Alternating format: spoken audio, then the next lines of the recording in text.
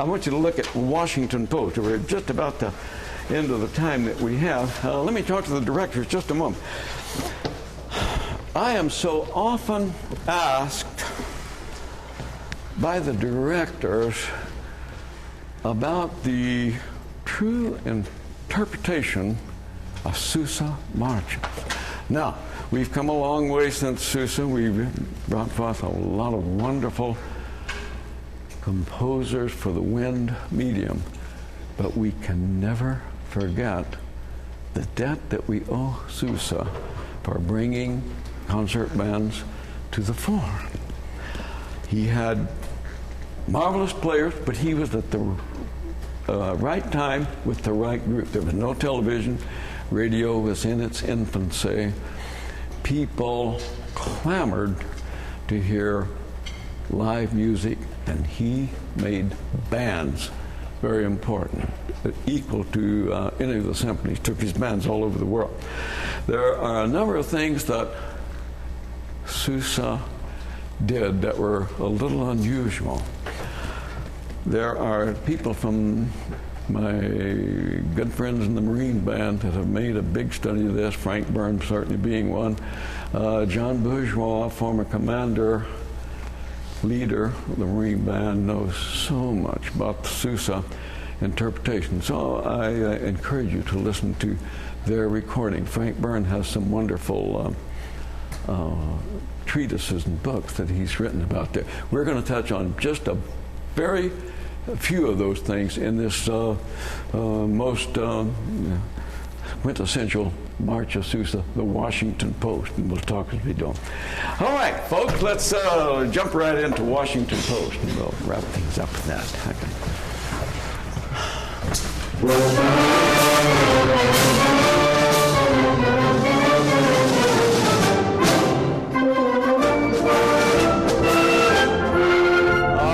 That is the first one. Here is something that every time you play a Sousa march you need to know about.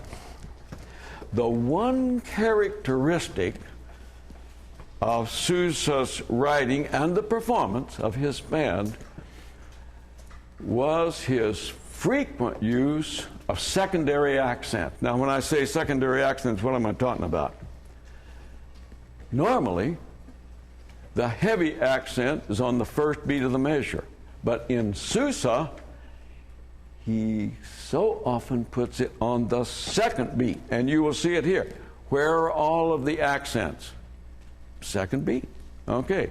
Now, when I talked about accents a little bit earlier today, that everybody gets into the accent. Now, with cymbals also, let them ring and just not clamp together, but just kiss the cymbal. Let me hear the cymbal crash. No, I want more of this. I don't want this as much as this idea, okay? Yeah, you might try holding one and hitting the other two. That's the idea. Okay, everybody at the beginning, and I'm going to give you those secondary accents, and everybody is going to contribute. Okay.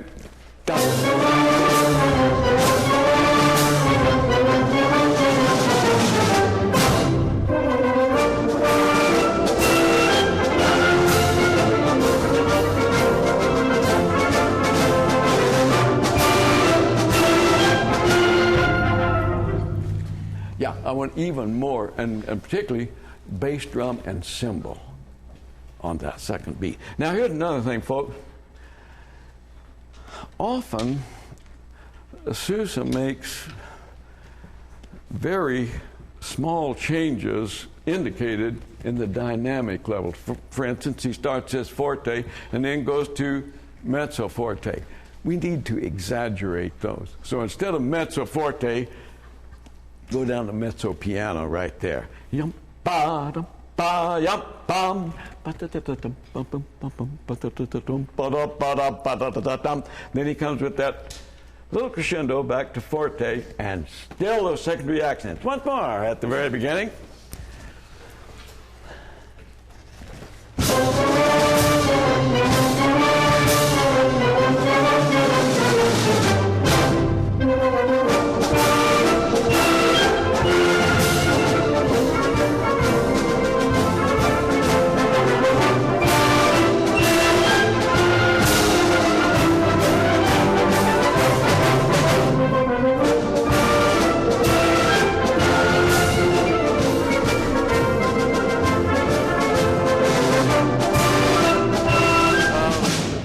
throughout the band, but particularly cornets, make those bounce a little more.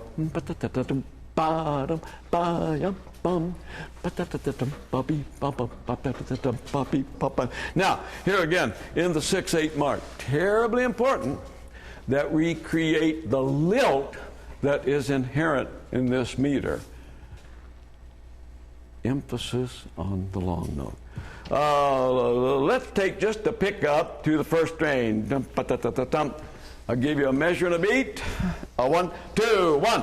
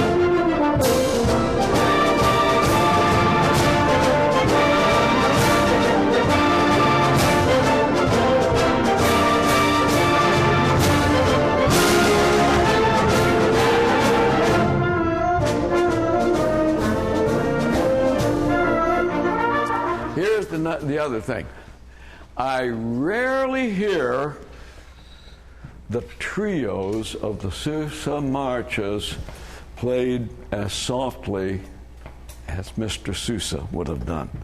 So I want you, when it says piano, I mean a real, genuine piano, even on the underside. Now, you know that in many of these Stars and Stripes, of course, in particular, we cut out the upper instrument, in fact, put all the clarinets in the lower octave, just so we can bring that wonderful trio way down to a very singing, slow, or not slow, a soft dynamic. I'd like to take now the pickup to the second strain, but when we get to that trio, way, way down. Pick up to the second strain, give you a measure and a beat. Right? Play 1, da da da da.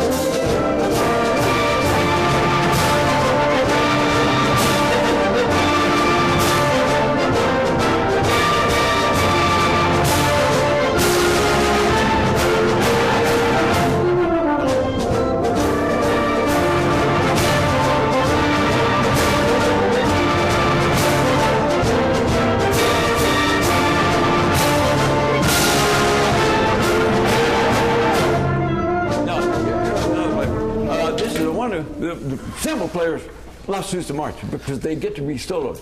When we come to the climactic note of all of these phrases, big cymbal crash.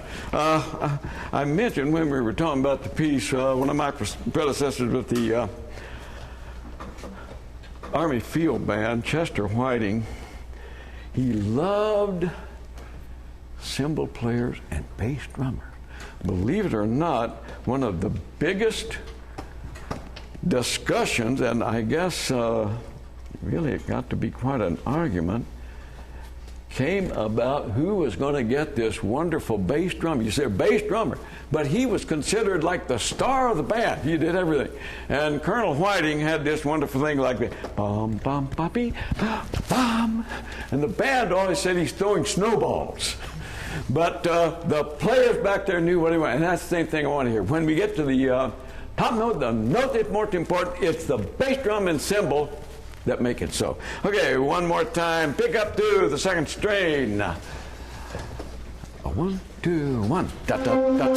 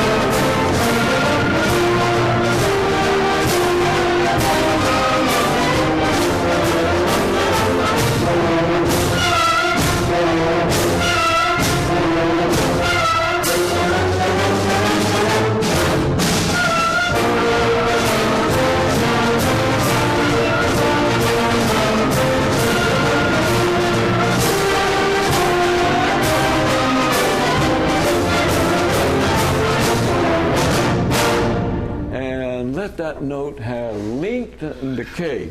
Well, with the playing of this wonderful John Philip Sousa March, we'll bring to a close this little session. I know I have certainly enjoyed working with all you beautiful young people. You're a wonderful, responsive group to make music with. And I hope that the band directors have learned from these people some of the musical things that, as we say, brings the magic off the page. Thank you. Colonel Gibson, thank you again. Oh, thanks you. Thanks for working with the group. Students, let's give Colonel Gibson a round of applause.